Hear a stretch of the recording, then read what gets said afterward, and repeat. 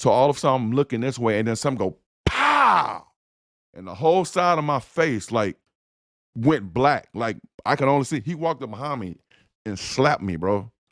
And I turned around and looked back like this. I don't know if this dude think I wasn't gonna hit him, but he sat there like this.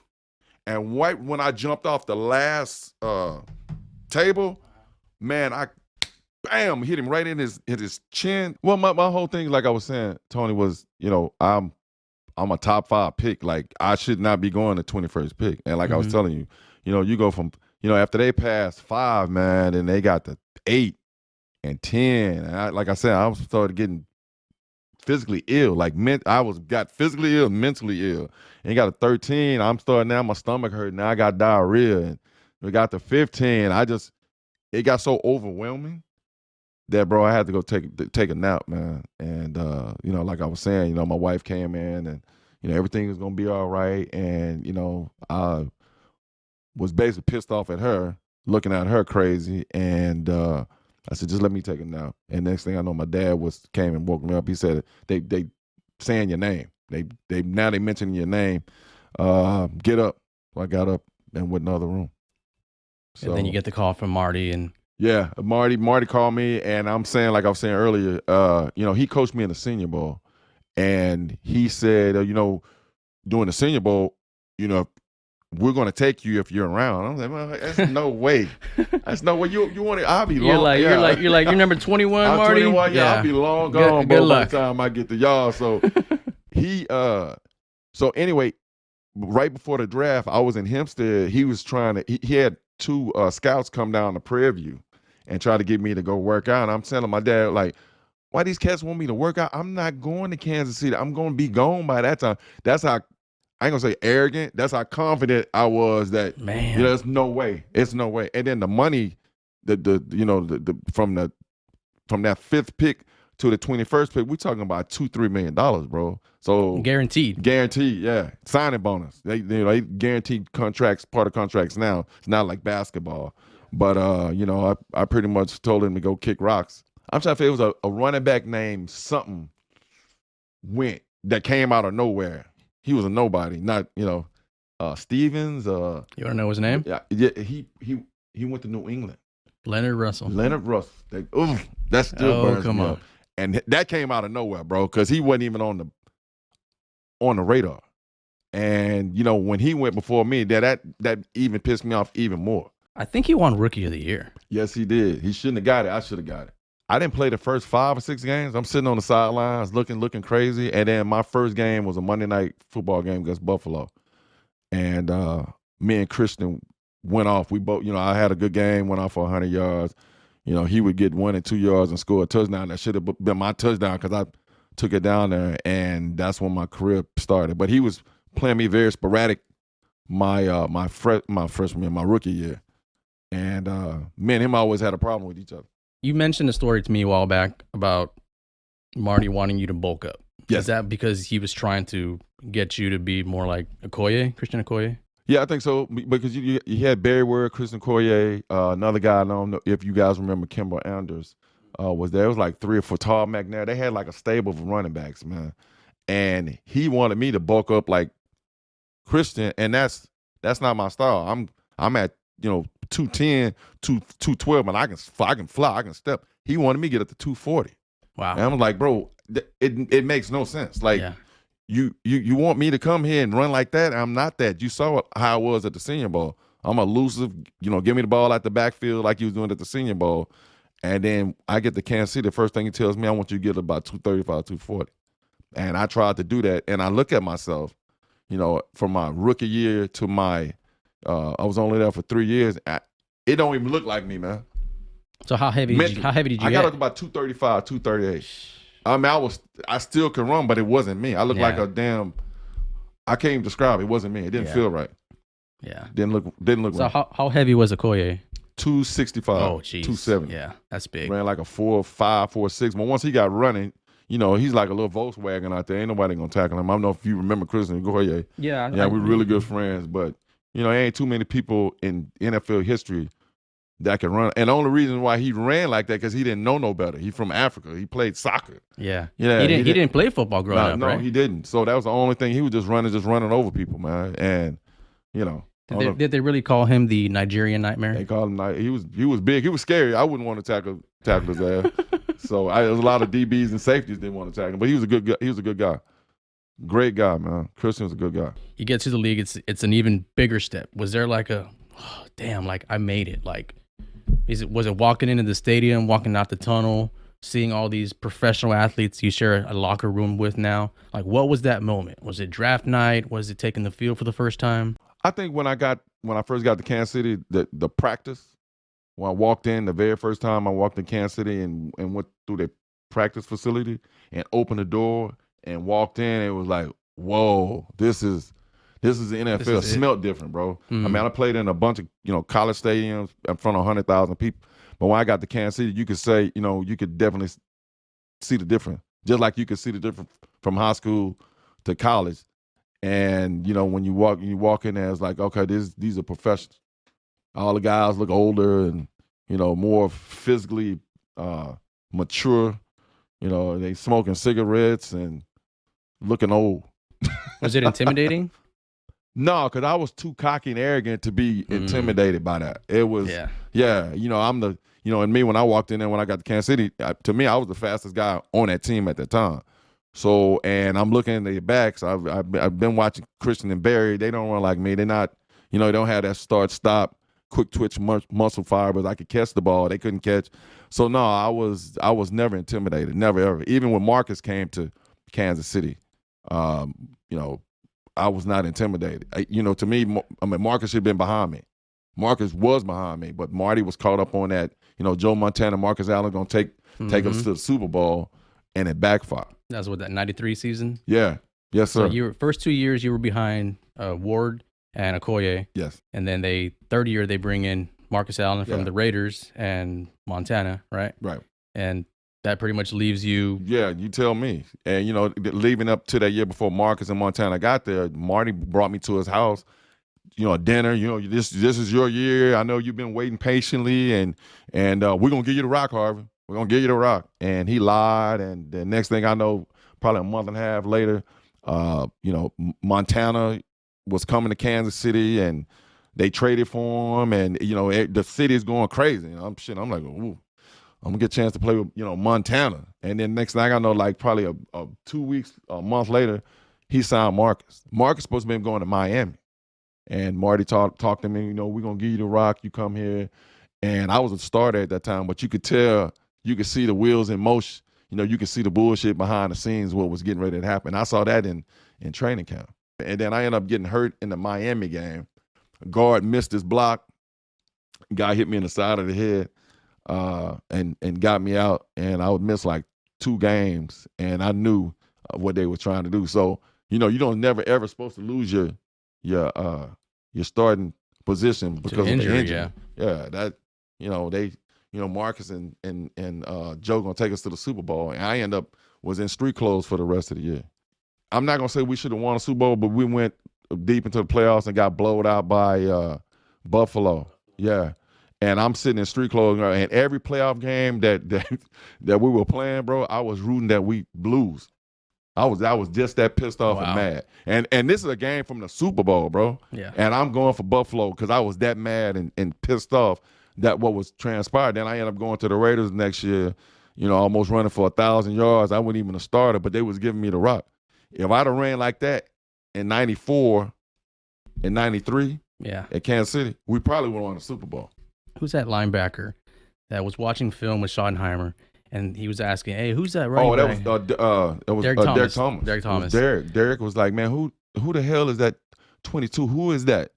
And hey, fool, that's Harvey. He's like, "Man, that don't even look like Harvey." You were already with the Raiders, I was then, with right? the Raiders, yeah. And he after the game, he said, "Bro, man, gave me a hug." And me and Derek was really, really close. And tragic what happened to him. And he said, "Man, I'm so glad for you, bro, because what they did to you here. But dude, you don't even look like the same dude." I said, asshole, I look just like I did when I used to play against you when you was at Alabama. He's like, you know what? You're absolutely right. So when you went to the Raiders, you went back to 210, 215? Yeah, I went back to 205, 206. Jeez, That's fight weight right there. That's fast. And I'm blazing. And it, like I said, I didn't look like the same person. So the first game you guys have against Kansas City, now Marcus Allen's with Kansas City. Yes. And you're with the Raiders. Yes. Was that a big time? Bro, and they going back during the game. They showing him, they showing me, and they going back, they telling the stories, his what happened to him when he was with, and Al hated Marcus. Couldn't stand Marcus. And my whole thing with Marty, because I was doing interviews, man, and how pissed off I was and how they treated me. And the guy Jim Rome? Mm-hmm. Yeah, I did a show when I first got to the Raiders.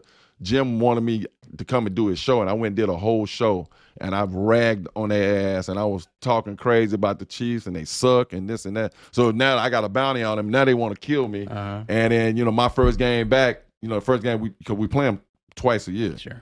And our first game was in Arrowhead, bro, and they was booing and Harvey and this and that, and I was trying to kill their asses, too. It was exciting, and we ended up losing. That game. So you looked up to Marcus Allen and Eric Dickerson. Yes. So when you were playing with Marcus Allen, were you trying to show him up, or were you just trying to learn from him? Of course. Yeah, I'm not. We playing the same position. I'm not gonna say I was a fan. I was a fan when I was a kid. Now I'm a grown ass man. Me and you for the same position. If I'm the starter, so you got to beat me out.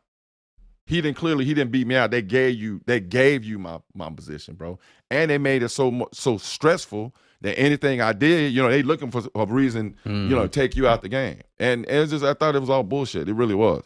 And I ended up having a problem with Marcus. I really did. And he wasn't as cool as, my thing is, when rookies come in that's playing my position, like Napoleon Kaufman. Napoleon was a first-round draft choice when he came to the Raiders. And they gave me a big-ass contract.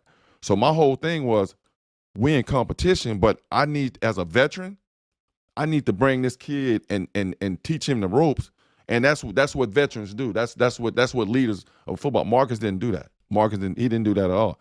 He was, he's arrogant, he's cocky, he's a Hall of Famer, but he's an asshole. Yeah. He's an asshole. It wasn't nothing like Christian was and Barry was. It was like, those like my brothers. They're like, man, you need to do this, this, and this, and we fighting for the same position, but it's a little camaraderie that comes. You don't try to cut a young guy's throat because you got drafted at the same position.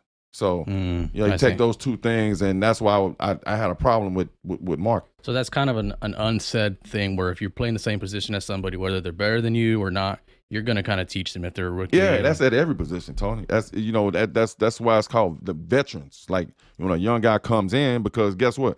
All it does is it repeats itself, because every year we all get older. It's the same thing with Napoleon. When Napoleon, when I left, they brought another back in. Napoleon had to take that kid and mold him, because, at the end of the day, it's about winning. It's not about who got the biggest ego. Yeah, it's a big fraternity. Yeah, it's a big fraternity. Yes, it is fraternity. I mean. So what was the music scene like when you played 91 through 97, 98? Oh, we Pac and Biggie, man. It was, you talking about music? Yeah. It was Tupac and Biggie. That's all we, and Snoop and Dr. Dre, the Chronic. That was, that was some great days, man. You walk onto the field with like a Walkman or a CDC? I had one. Yeah, I had one. But it was the big Walkman.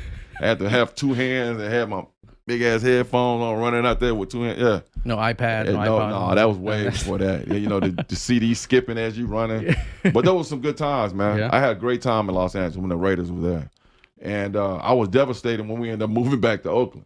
Because Oakland is, you ever been to Oakland? Nah. Man, Oakland looked like Godzilla went in there and just tore the whole goddamn city up. It's just raggedy, just a bad place. Do you know which other LSU players were drafted in the same year as you? The same year as me? 91. I'm trying to figure out. LSU guy? LSU. There's two of them. There's two that play with me? Tony Moss? Slip Watkins? Slip, yeah. Me and Slip are still friends till this day. Wide receiver, drafted to the Lions. Yeah. World-class speed. Blake Miller. Yeah. Center to the Patriots. I forgot about that, man. Like I said, when I dropped that far, I blanked out, so I forgot about it. But Slip lives in Austin right now, and he Really? comes down to see me, man. Well, I'm telling you, I was fast. I was a 4.28, 4.29 guy consistently. This cat, the world-class sprinter, bro. I'm talking about he going to 10 seconds anytime he wanted to. That's the difference. And me and him came to LSU at the same time as running backs. They got the top 7 top running backs to go to LSU my freshman year. And we always that. But a lot of those guys, they moved to wide receivers like he was one of them. Okay, so he went in as a running back. As a running back, yeah. It was just too fast. Like all of them, besides I think it was 2 of us that they kept it running back. Eddie Fuller and everybody else, they turned into wide receivers. What was the rookie hazing like when you get drafted? Back then? Yeah, you just carry somebody's bags and. Yeah, with me, they were really nice with me. You had to sing, get up front of the team and sing and doing training Can camp. You sing? I thought, hell no. Nothing. No, I can't hold a note. I can't do anything. But I tried to sing. I think I tried to sing remember John, you probably remember, John, me and you probably the same age. You remember a guy? The group Guy. I think I sung a Guy song and they laughed and booed my ass off the table. I think I was standing up on the table in the cafeteria. But I used to bring food to breakfasts every morning, and all the rookies would bring breakfast for their positions. All the rookies, and mine's was I made mine's gourmet, and I went to Denny's, and everybody was doing McDonald's, and I brought Denny's, and everybody thought that was so cool, and so I got brownie points for that. So they didn't mess with me too much. Yeah. So if you're easier to pick on, will you just keep picking on you? No, they're gonna keep doing it, bro. So what do you got to do to get them off? Fight. Really? Yeah. Yep. A lot of locker room fights. Man, I got into a brawl with a guy named Percy Snow that should have been a Hall of Famer. He was on a scooter and ended up tearing his ankle, but he ended up almost killing one of our trainers. And Percy was a bully. He went to Michigan State, and he took this trainer. It was a little white kid. Took him and almost drowned and took his head and put it in one of the coolers. Where you sit in. The ice coolers. To a trainer. Trainer, yeah. Probably with a 170-pound trainer. Bro, he wasn't even that big. And took him and dunked his head underwater to the point where the kid passed out. Wow. And when I tell you, everybody in Kansas City was scared of this dude, man. Percy Snow was he was a violent person, but he played at Michigan State, so he got muscles all in his face, and his name was a big old dude. He had muscles in his ears and his jawline. I mean, he looked like a Greek god, bro. But everybody on the football team, I'm talking about offensive linemen, coaches, everybody was scared of this dude. So when I got there, the first couple of times we'd have practice, he would, it's called wrap up. You just touch the guy and not hit him. And he was hitting me. And he knocked me down like practice. In practice. And the coaches wasn't saying shit. And I was like, hey, dude, motherfucker, if you hit me one more time, it's gonna be a problem. So Marty went over, y'all teammates. I said, you scared his ass. You not saying anything because anybody else will get hit. You always running your mouth, stay up, stop hitting. But you not saying anything to this dude. I said, dude, you better stop. So anyway, we go from there to training camp. And it's hot, bro. We tired. And I'm sitting, like they got us in these colleges in Wisconsin. These big colleges where these auditoriums where 300 people can sit. So you got to walk up. So I'm pissed off. I'm mad because everybody's mad. So I'm sitting there waiting for Marty to walk in. So all of a sudden I'm looking this way, and then something go pow, and the whole side of my face went black. Like I could only see. He walked up behind me and slapped me, bro. And I turned around and looked back like this, and he was eating grapes. And he looked at me. He said, "Bitch, what you gonna do?" And he's eating his grape, and he took this grape. And he threw it and hit me as I'm turning around looking at him, it hit me like in my chest. And the whole football team was sitting looking like, what the fuck is you gonna do? Man, I turned around and so he's walking up the stairs and it's the desk where you ever sit. I jumped up on the desk and ran. I'm jumping on the desk, running up to where he was at. So as he's still going, I started jumping off the desk. And when I got off the last desk, I jumped down. He turned around and he looked at me like, I don't know if this dude think I wasn't gonna hit him, but he sat there like this. And right when I jumped off the last table, man, I hit him right in his chin. This motherfucker didn't even move. And when I surprised, and it opened his bottom of his chin up, and then and Percy bench pressed like 600 pounds. Man, this dude grabbed me, and he started running. So we running back down the back down because we going up. And something said, dude, if this dude get on top of you, he gonna kill you. Cause there's no way and I'm strong, but it's no way, he's up and pushing me down. So I'm bagging, so I'm getting ready to fall. And right at the last minute, I put my foot in the ground and turned and picked him up. And then I landed on top, and now I'm on top of him and I'm just going crazy in the whole football team. And I said to myself, you better let this shit look good, dog. Cause everybody watch. So I ain't crying, but I'm cussing him and I'm whooping his ass and I'm saying to my God, please somebody pull me off this, because he started almost picking me up off the ground. So as he was picking me up, I kicked him. His face is all messed up. So he's coming behind me again. As they trying to, like, the whole football team trying to get me out of the room, I turn around, I go at his ass again. So now I gotta show this fool that I'm not scared of him. And then after I did that, so he on this side of the hallway, I'm in this side of the hallway, and part of the team is right here. And I'm still trying to get to his ass. And everybody was like, oh my God, you can hear everybody going crazy. And I walked back in there and everybody looking at me like, that motherfucker is crazy for real. And Percy's never mess with me again after that, bro. And after that, he never did that shit. He stopped bullying people. And then we end up becoming roommates, becoming really good friends after that, bro. Yeah. But he ended up breaking his ankle on a scooter. And, he's running like to get from the practice field back to our rooms. He ended up leaning his scooter. His ankle hit the cement, and it spun his ankle all the way around like this. Ended his football career. He's a first-round draft choice too. Wow. Kansas City. You guys ever talk about that fight after that? Yeah, in the room. I said, I was on your ass. He's like, motherfucker, we'll fight right now. I said, dude, I got a knife and my gun is right here too, so you do it if you want to.